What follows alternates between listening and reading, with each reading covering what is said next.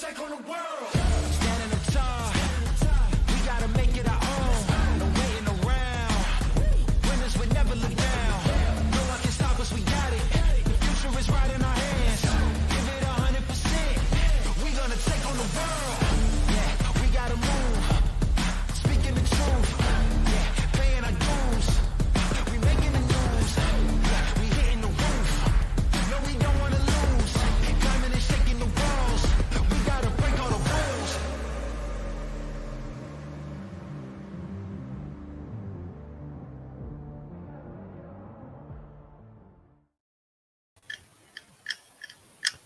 What's up, Cody? What's up, man? Well, oh crap, we already have a comment. Rats by Fitty. Dadgum, man. He doesn't waste any time. What's up, Matt? What's up, Matt Briggs? Thanks for joining. Rats by Fitty. It's pretty good, man. What? Rats by Fitty winning the division back to back. Exactly. What's worse, being the team with the Rats or being the team that lost to them? To be fair, we do have a city in the state of Florida, Mouth Rat. Boca Raton. I did not know that. Yeah, Boca Raton. It's the mouth of a rat. I'm not sure why or where that comes from. Oh, is that really what that means? Yeah. That's insane. La boca is mouth, and raton is rat in Spanish. That makes sense. So San Francisco, you know what that means? What? It's Spanish for a whale's vagina. Nope. San Diego. San Diego. It's San Diego. San Diego. Anchorman? Right? Yeah. Yeah. Oh, okay. Yeah. Man. Okay. All right. We're getting some comments in, so let's go ahead and get started. Because it's like a 5-second pause. Right. For editing purposes.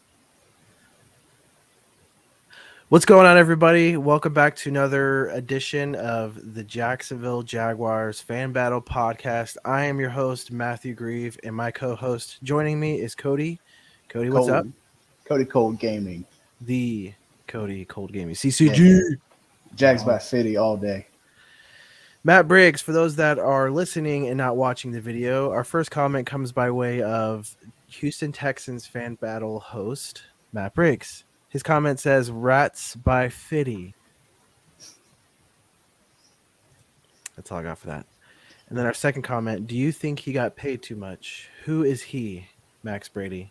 Max Brady is a commentator for the Tennessee Titans on the AFC South Fan Battle Podcast. Give it a listen. Who are we talking about? Were we talking about somebody in particular a few minutes ago? No. Nothing I think of. Oh, it's Calais Campbell. Duh. Oh, really? Wow. What a great segue, everybody. So, yeah. So, Calais Campbell. So, the past few weeks, the Jaguars Fan Battle Podcast has been on Calais Campbell watch. You want to take it away for us, Cody? Yeah, man, the watch is over. Let's just say it like it is. The mayor's not coming back to the city. Arthur Blank check wrote a good one for Calais, and I think it wasn't by much more than we could have paid him. I think what happened was, according to the rumors, he and Arthur had a couple of conversations about stuff that could happen outside of sports, and I think that there's a future for a media personality with Calais Campbell, and not just like local, not just for Atlanta. But a mainstream media gig. And Arthur could open up those doors for him for sure. And I don't feel like we offered that to him here. He was a local celebrity to us, more than just the production on the field, but like outside of it. He gave one of the best Duval chants, and he did it very often. Showed up at a lot of radio shows and events. And his face was there all the time in the city, which is why, he got the moniker the mayor. So I feel like, he could do that in Atlanta. In Atlanta is a bigger market, man. Let's be honest. They're making a lot of Hollywood movies and stuff there. You have Arthur Blank or whatever. It's just buku money. Let's be honest. So it was more of a business decision, I feel like, and I'm not mad at that. I know we get like Jaguar fans get a bad rap or whatever, it's like being salty and stuff like that, but not this time. For me, at least. Yeah, my personal take on Calais Campbell going to Atlanta, kind of like you, good for Calais. Would I have liked him to be a Jaguar this year? Obviously, not just because of what he's done in the past for us, but what he still I think has to offer not only on the field but off the field and in the locker room. Not to say that our defense is missing some sort of veteran voice. I think we have a pretty cohesive, um, very positive environment on the defensive side of the ball. But adding Calais Campbell would have been huge. Not to say that we don't, not to say that we don't need him, but no, we didn't. We'll find a way without him. He got his money. From what I understand, Jaguars weren't willing to offer as much to him as what the Falcons ended up coming in with. How's that sound? It's still the Still a little muffled. bit okay. Right there when you Is said that it's better? still yeah. Is it still muffled though? No, you're good. Okay. Do I think he got paid too much? I don't think he got paid too much. I think he paid more than we were willing to pay. Um, Especially for Atlanta, they're in a situation where the Jaguars are usually sitting in, and that's where they have to overpay for talent. Um, which is nice not to be in that situation. Unfortunately, I feel like Atlanta is.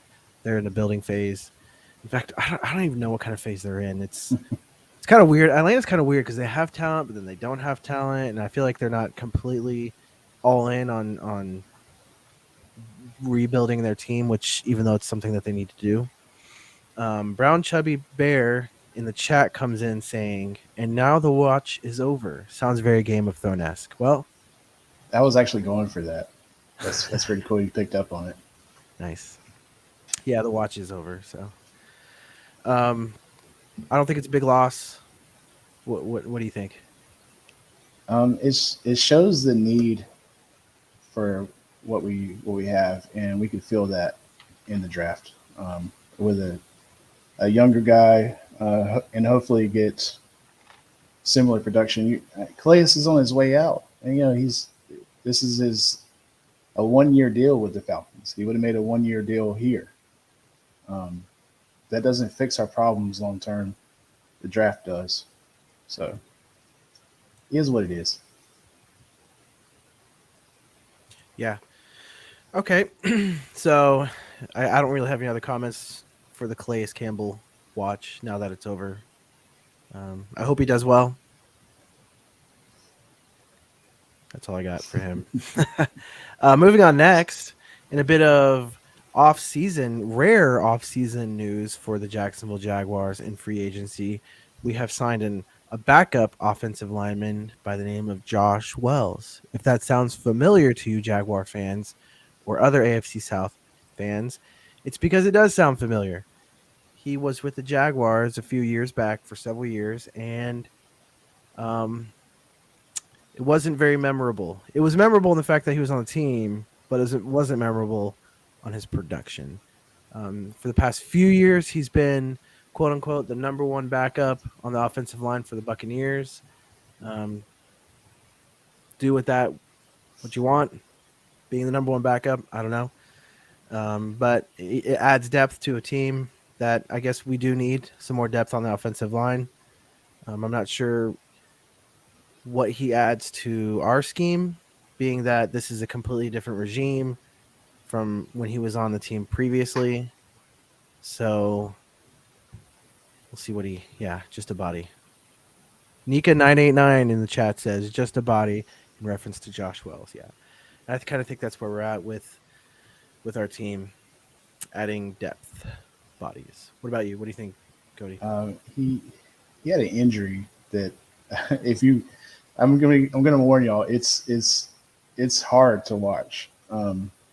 His knee did something that a knee is not supposed to do.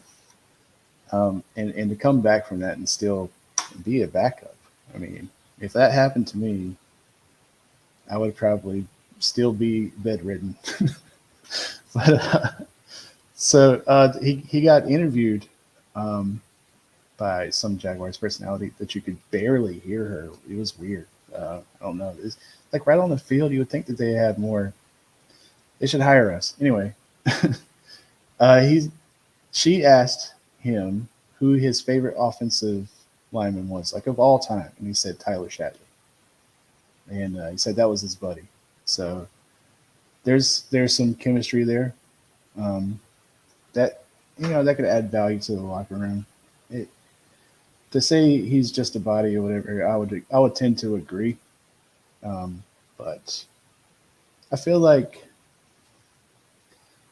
those people that we've had offensive linemen go down in previous seasons with nobody that we knew, coming up behind, and to have somebody that has chemistry with the other players on the same line as him, maybe he does something.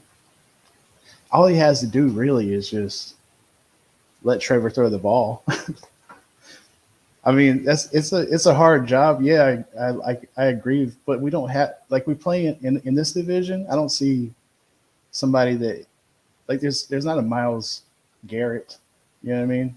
There's not somebody that's like scary and big and bad coming at you. Like, every other team in our division is rebuilding to the point where you're just going to grab somebody in the draft at the value position because you need everybody. And,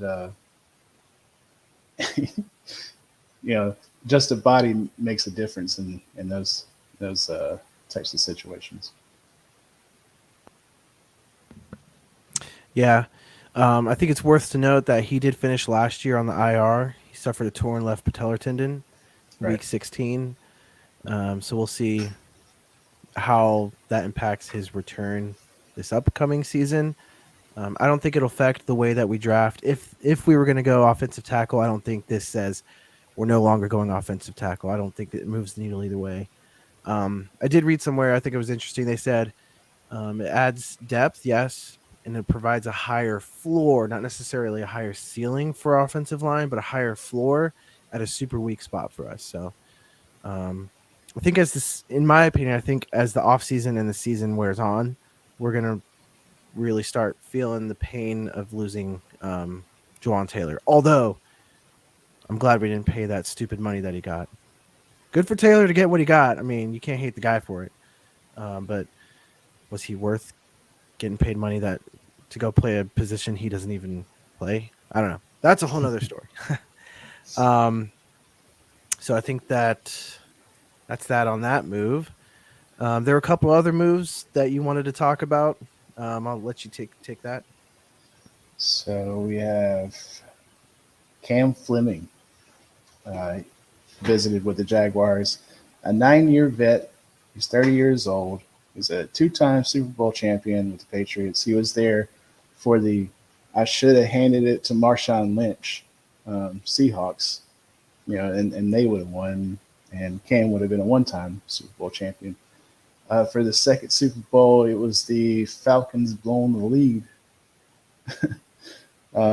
So if he's visiting there now, that means they're trying to handle some sort of O-line situation now. It doesn't, like you said, it doesn't mean that they're going to not draft an offensive lineman. But I don't think they're going to take one early now. And that's if they do grab somebody like Cam Fleming in the free agency. Because it's like, how many, we got Walker Little, like Ron said. How many offensive linemen do you as far as backups or whatever, are they just preparing for this seasons? Cam Robinson's going to be hurt, Juwan Taylor's going to be hurt. That's happened in the past. And then it's just next man up or whatever, just to get those people in there, like you said, bodies? Or is it let's just roll with these guys that we have, whatever, and we could train up a young pup coming up in the draft that we catch on fourth, fifth, sixth, seventh round. What do you think? Yeah, I don't know. Ron in the chat says Walker Little is going to be fine. I agree. I think Walker Little is going to be fine. He's got some seasons under his belt in the big leagues now. I think he'll do just fine rolling into the spot. But as far as depth, I think it's super important. Kind of like Cody said, we've had issues in the past with injuries. We're not the only one. Right. There are every team goes through it, right? So we need solid depth. We need not just depth, but we need competition at across the line. If you're not competing against one another, what motivates you to do better? Like you should have motivation to do better, but everyone knows that a competition brings the best out in somebody, right? Right. A legitimate competition. Nika comment section says our online backups are members of AARP. That's hilarious. I mean, 30, and that's like considered like ancient in the NFL, man. But it's like I'm 34. Yeah, yeah. I can I could probably play a couple downs. I don't know. But I don't think that I think even if they were to bring in Cam Fleming, if they were going to go with an offensive lineman in the draft beforehand, I think that these moves wouldn't change that. Do Right. I think they're going to go with offensive linemen? I don't know yet. I haven't done enough research yet. That's for a future show. Plus, we're so used to drafting so high. It's always a quarterback or the number 2 defensive lineman in the draft. So drafting so low is going to take some work on my end. Not used to that. I think you got to get those guys, man. You got to like Trevor Lawrence is our future, and we got to protect him. Right. So it would be for the positions that we need. It was like with the team that we had last year versus the team that we're coming into this draft with. There's not that many holes that need to be filled with the picks that we have. It seems easy to me to just grab what we need out of this and work with what we got, and we could do. I think that we could win the division again for sure. Brown Chubby Bear. That question. I like this. Yeah, sorry. Brown Chubby Bear from YouTube chat says, what are your expectations for Trayvon Walker this year? Are y'all viewing him as a semi-bust, or do you have hope he'll eventually be great? So if you've seen any of my podcasts in the past, you will know how I feel about Trayvon Walker and how, well, let me put this first. I'm sure Walker is a fantastic human being. I'm sure he works really hard. He's a good person. Yada, yada, yada. I hope he becomes the next first ballot Hall of Famer, all that good stuff. But if we could go back and redo the draft again, he would not be my pick. Even after this year, it would be Aiden Hutchinson. With that being said, if he can clean up some of his not minor, but very major mistakes that he made last year in the backfield as far as the penalties go, I think that'll do great for him. I don't think he's a semi-bust just yet. I think we need a few seasons. I think Taven Bryan was an absolute bust. Yeah. He's part of that random Florida pipeline that we somehow have for horrible players.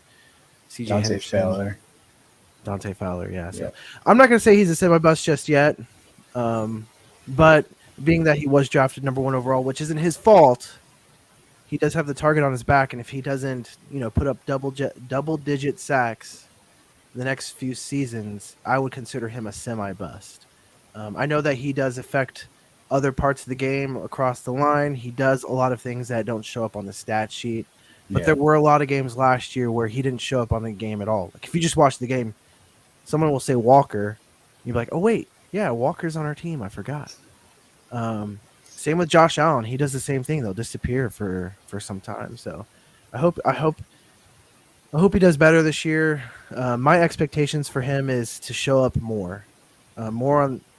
more on the stat sheet. And I'm not looking for 10 plus sacks. I'm not looking for double digit sacks. I'm hoping for it, but I want to see him more around the ball, more effectiveness around the ball. And that could look like many different things. What about you, Cody? What do you think? Yeah, man. You pretty much hit the nail on the head. There's only like, so when you're looking at somebody in his position, it's tackles and sacks. And if you're not making those, especially you're the first pick of the draft, it wasn't. I don't know where he ended up, like on the scoreboard, but it was either mid or low, as far as like other players that came into the draft at the same position. So that doesn't. It's like cost and effect, and it hurt because we're looking at with the watchful eyes of a Jaguars fan, and a lot of people, they see the name, they hear the draft number, and they see like how good the team did or whatever towards the season, and they think like, oh, he's got to be doing amazing. And it's like he hurt us a couple of times, and those things like mattered more to us, as a fan, and that's why we call it the fan battle. We're just fans at the end of the day, not real sports analysts or whatever. But so yeah, I'm talking about more from the heart. I just wish I would have seen more out of him, especially me being a Georgia fan. To see a dog go out there and not be a dog, Yeah, that hurts. But then I had Tyson Campbell to make up for it, so we're good. yeah. My issue with him, and I've talked about this previous season, is I understand that he may possibly fit the system better than Aiden Hutchinson would have, but here somebody had posted something. Ron, he had said, "I don't know why you pick a project first player overall. That's my problem." And that's my problem too. You're picking number 1 overall. Who knows how long it's going to be again until we have that opportunity. If Aiden Hutchinson doesn't fit your system, you make him fit the system, and you make your system fit him, because although he might be a one-trick pony, he's a damn good one-trick pony, and he's good at what he does, and he showed that this past season. But if that's not the case and you don't want to do that, that's fine. Trade out of that position to draft somebody that is, I think, a project first player. And that's not because he's not talented, but that's just because what Georgia asked him to do. I mean, the guy was one of like 15 studs on that defense. It was nuts, the Georgia team that they had out there. So he wasn't asked to do so much. So he did random things. I think he's a super freak. I think he's super talented physically. And I already said what I hope he does this year. So he only had 1,000 plays under his belt when he got drafted, and then people usually do like 1,000 in a year. Like they would swap out like every so often, or whatever, just to keep the other teams guessing. Yeah, that defense was ridiculous. Yeah, Georgia is so loaded, it's insane. We're definitely the new dynasty, but I'm gonna ask you this question, and I don't know. Like, do you think sometimes like why don't we just go 3-4? Like a lot of these guys seem like they would fit that scheme better. And, yeah, I agree. And Trayvon Walker is definitely a 3-4 linebacker. Yeah, excuse me. I agree. For those kind of questions, I've kind of stopped that in my head, because the coach is going to do what they feel is best, which right. Sucks, I guess. Yeah. Again, I would have drafted Aiden Hutchinson, made my system fit him, or I would have just traded out of the pick. So, Nika989 says, hopefully not another Taven Bryan pick. I understand why they did it. They just picked the wrong guy. Taven Bryan, speaking of the guys back in the division, we talked a little bit about this last week, but I'm still flabbergasted. Yes, word of the day, flabbergasted, that Taven Bryan not only is still in the league, but is getting paid millions of dollars to not be good at what he does. I know he put up a couple sacks last year, but I'll be excited this year to see when he gets in our backfield and has no idea what to do. It'll be fun to watch. Yeah, I was just checking to see if Dave Caldwell was still in the front office. He's not. He's gone. So Oh, yeah, those Taven Bryan decisions or whatever. ugh. Yeah, that's in the past. Thank CJ God, man. Henderson, all those. Man, it's like I hate looking back on the Jacksonville Jaguars history of drafting. Remember, Geno Smith was like, "Hey, Florida State Community College, they have a guy that plays football, right? Let's draft him. He's from a small school. That might work out." Remember those days? Yeah, They just would be like, "Let's go to this really small school and find that diamond in the rough, bro." Just, I'd rather you pick somebody off the scouting team from Alabama. Here we go. Ron, yeah, I'm hoping Walker does a lot better this year. Ron, this is for those that aren't watching the video. Ron is another commentator from YouTube says, "Yeah, I'm hoping Walker does a lot better this year. Maybe we pick Brian Branch with 24 when the opposing quarterback doesn't have an open guy, makes our pass rush better." It's true. Cecil Shorts. Cecil Shorts. Eka989 says Cecil Shorts. I like that guy. I Yeah, like man. him. It still was part of an era that was blah. But I get it.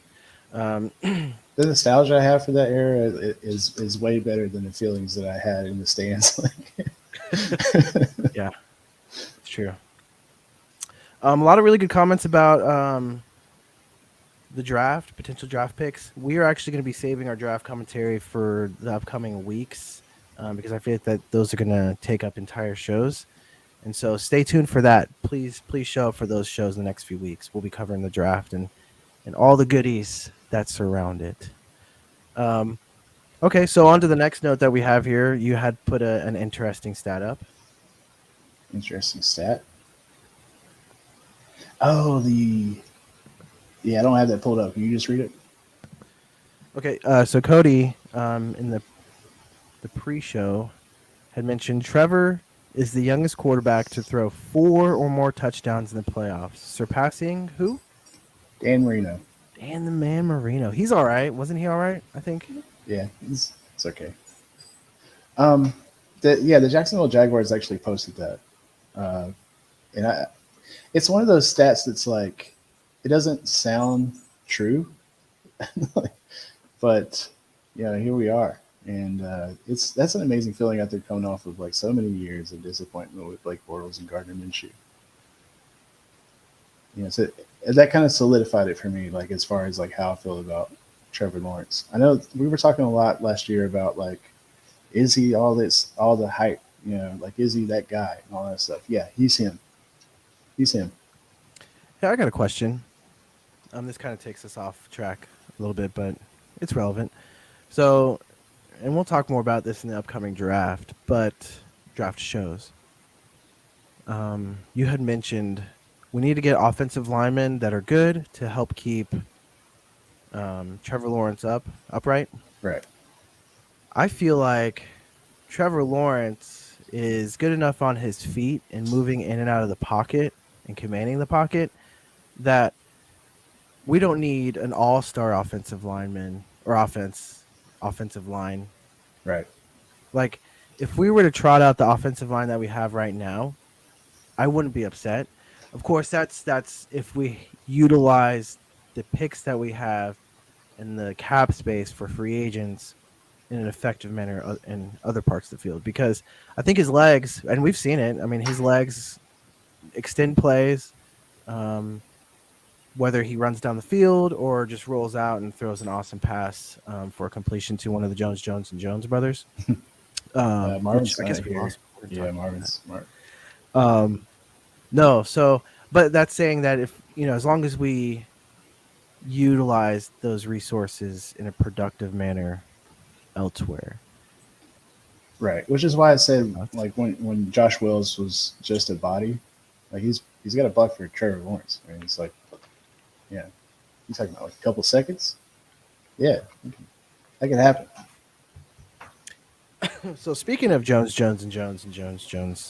brothers, wide receiver Marvin Jones, former Jacksonville Jaguars wide receiver Marvin Jones has signed back with his former team, the Detroit Lions, on a 1-year, $3 million contract.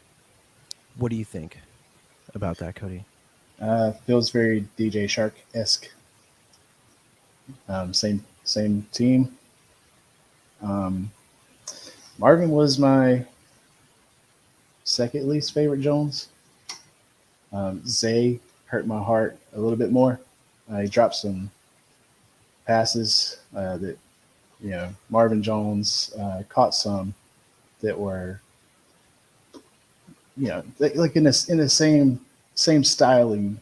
So it was like I just felt I feel like it's he's one of those guys that he's he's going to go play for the Lions and he's going to be on the receiving corps. Um, but we need somebody that's just a step above that. And I think we pick up one of those guys in the draft easily. This draft class is stacked for wide receivers. Yeah, I agree. And I think not only with the stacked draft class, I think Trevor Lawrence is one of those quarterbacks will that makes players around him better. And I looked up real quick here. Marvin Jones had 529 receiving yards and 3 passing touchdowns, or receiving touchdowns. My apologies. Okay. And that put him on 1, 2, 3, fourth on the list, and one just above Travis Etienne. So, sad to see him go, just because I liked him as a player on the team, a person of the community. No ill will at all about him going back to Detroit. It was nice, when we brought him in. It was I think it was super clutch when they did bring him in, because he was a veteran presence to kind of calm the wide receiving core that's been horrible for so many years. Right. And now, we lose Marvin Jones, but we infuse Calvin Ridley. I'm okay with that. And good on Marvin Jones to be able to go back to a familiar place. And Detroit, they actually had a pretty decent season last year with Jared Goff at the helm. So I'm sure he'll do well there. Yeah, do you remember them playing us? Yeah. Yeah, that was like one of the lowest points of the season. That was like the last game that we lost, right, though? Before oh yeah, everything turned around. That was the month. It was October when we didn't win a game at all. Yeah. And then November we didn't lose one. So yeah. It was a huge turnaround. Thank you, Marvin Jones, for your service to Jacksonville. It's very much appreciated. I hope you do well in Detroit, as long as it's not against the Jacksonville Jaguars. I was just thinking about how was he targeted that much? He was usually the go route. Trevor Lawrence still working out his sea legs and stuff, trying to throw into the slot more often. So and then Calvin Ridley taking over that spot. Yeah, it's going to be plug and play, and night and day difference. So yeah, we're going to get younger and faster with him. But Marvin Jones was good for what he did, though. Right. It was weird, though. I remember last year, Marvin Jones would kind of, I don't want to say disappear, but you wouldn't hear his name. Then all of a sudden, he would catch this random field flipping catch. Yes. That would make a huge impact on the game. So yeah, I'm sure he still has plenty left in the tank to provide for Detroit.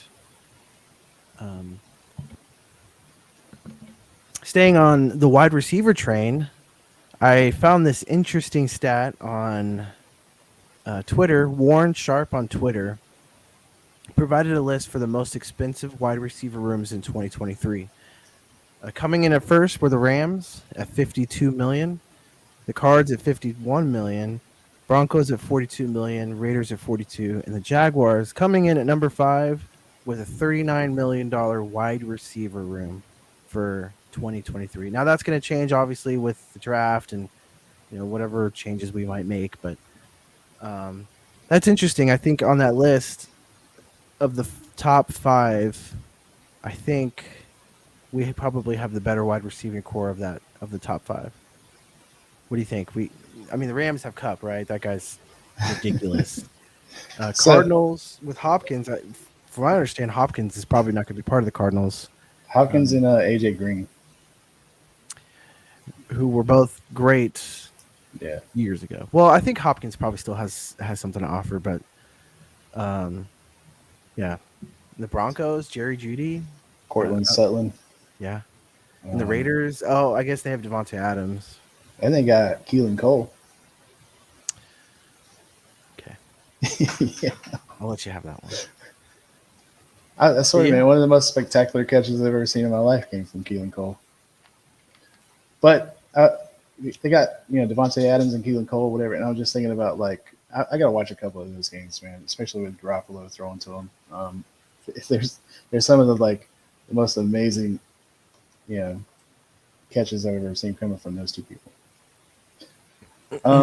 So that's not to hype them up too much about what we got. I mean, D Hop and AJ Green. If you're going on namesake, whatever, yeah. But you got Kyler Murray throwing to them, and they're getting up there. Russell, let's ride. Wilson. Broncos, let's ride. What was he doing on the plane to England? I think it was. Oh yeah, he was doing like the workout. Yeah, Oh. in the aisle or something. Yeah, dude. I don't understand how a guy could be so like cringe. Full of himself. Yeah, cringe is so perfect.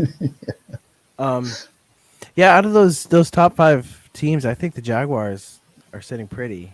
I think out of the top 5, you'd be like, yeah, the Jaguars, they make sense. Everyone else, I mean, I guess the Rams, again, Cooper Kupp is just so good. Cooper Kupp and A-Rob. He didn't do so much last year, though. I think he was injured, maybe. And then they have Van Jefferson and Brandon Powell, two Florida names. Potential. They still have potential. I don't think they've reached it yet. Yeah, for the Gator fans out there. It's what a difference, right? The Jaguars from a couple years ago, where D.D. Westbrook and Keelan Cole, our wide receiver room wasn't there.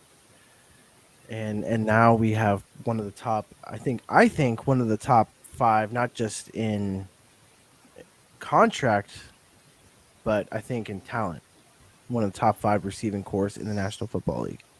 It's strange that the Bengals, like their wide receiving corps is good, but they're just not paying that much money because I guess they're on a rookie contract. But yeah, they're going to be up there. Higgins and Jamar Chase. Yeah, they're going to be up there soon. And that's who I feel like we're competing with, like, because that's who we got to go after to get to the AFC Championship. That's true. Yeah, them and the Chiefs. That's true. So, yeah, I mean, the AFC South, the other AFC South teams. I mean, I guess we have AJ Brown on the Titans, right? A Super Bowl caliber wide receiver drafted by the Titans. They have him at least, right? It's funny every time. Every time. It brings so much joy to my soul every time that I mention the Tennessee Titans. Yeah, hey, you fired your GM or whoever made that move. It doesn't matter. AJ Brown is not there anymore. And Traylon Burks, your potential AJ Brown, is there. So it just feels, I get all the warm fuzzies every time I talk about AJ Brown not being on the Titans. Michael Pittman for the Colts is pretty good. I think he still has potential. Yeah. Who's their quarterback? Gardner Minshew, they signed him, but he's still 10 years away from when he can start for the Colts, I think. He's not old enough yet. He's not old enough, yeah. Yeah, so it's probably going to be like Will Levis. Well, the Texans just traded away.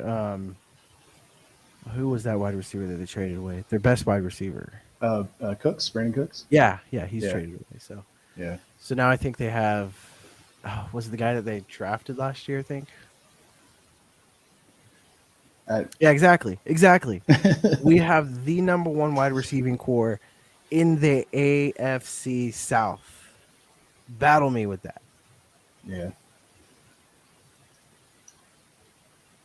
Ron from YouTube comment says, "Yep, AJ Brown being traded and the Shaq Quarterman hit on Henry, 2 highlights. Love it. Yes. What a great season. What a great season, guys." I forgot about the Trevor Lawrence, the hit stick. That picture is iconic, man. I'm gonna get that and put it on the wall somewhere in here. Do it. Yeah. Do it.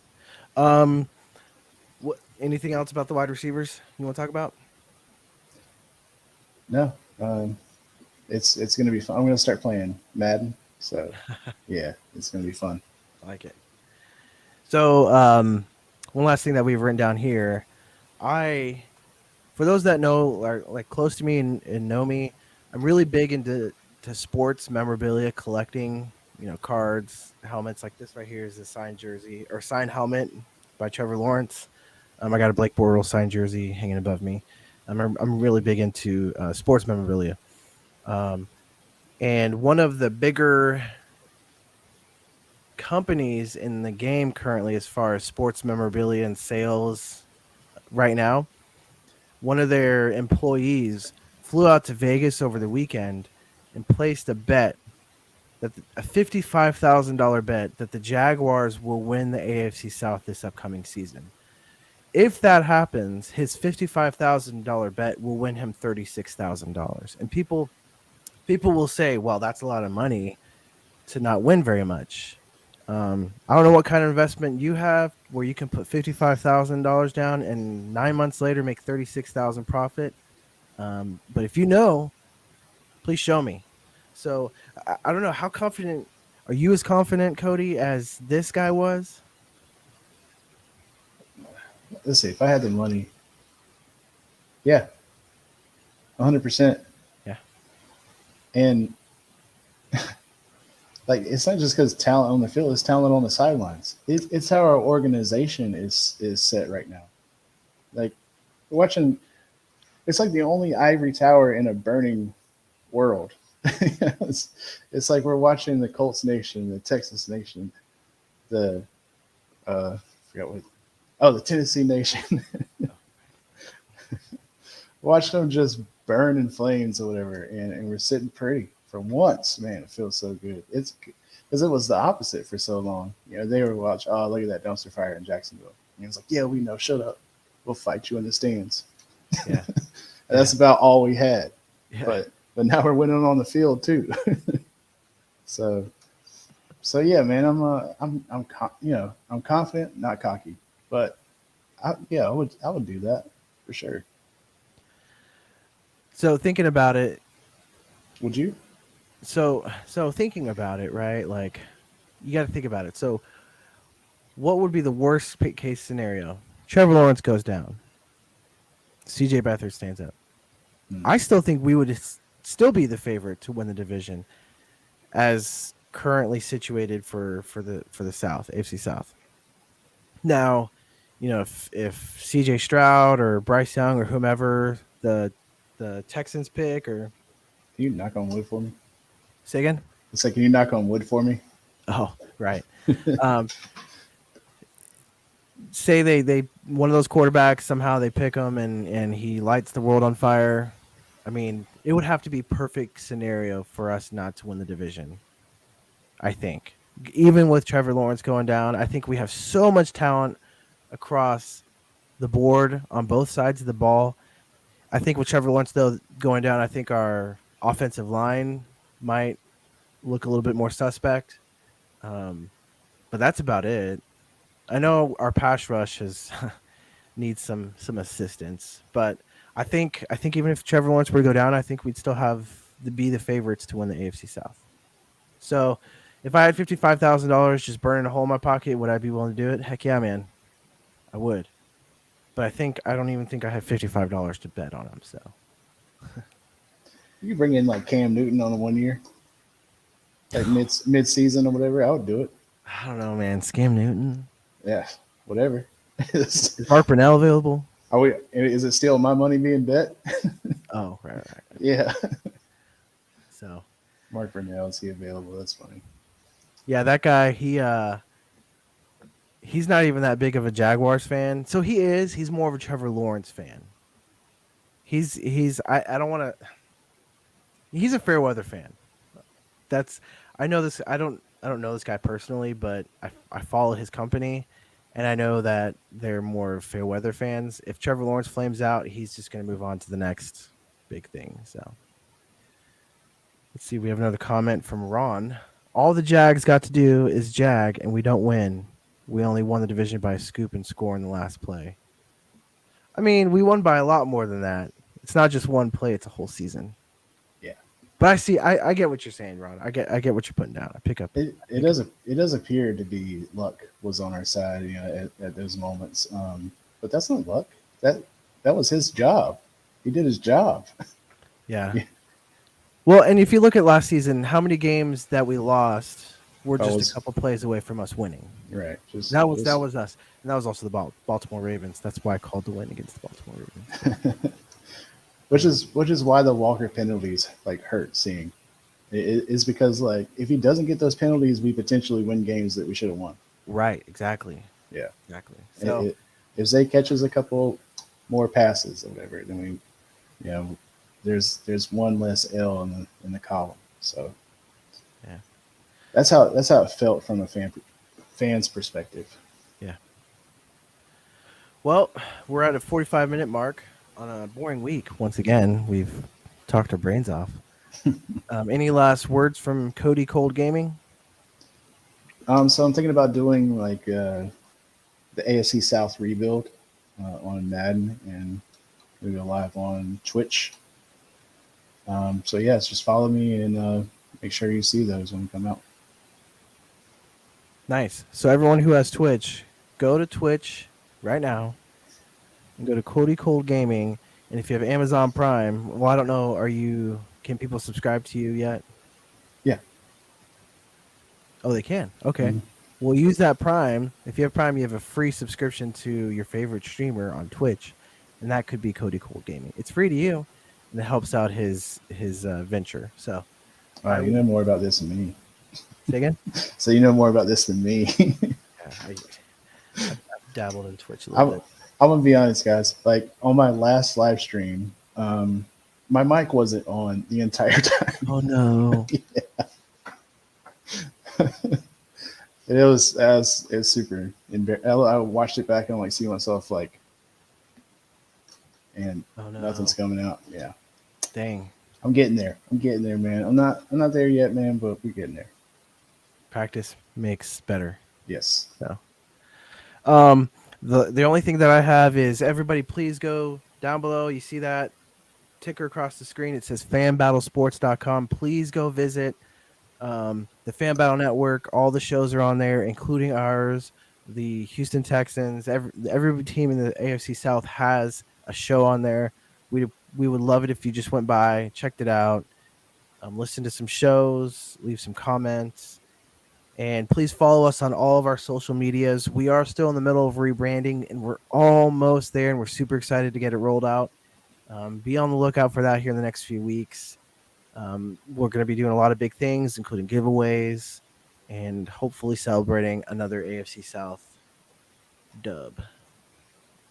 division dub, I guess. Yeah.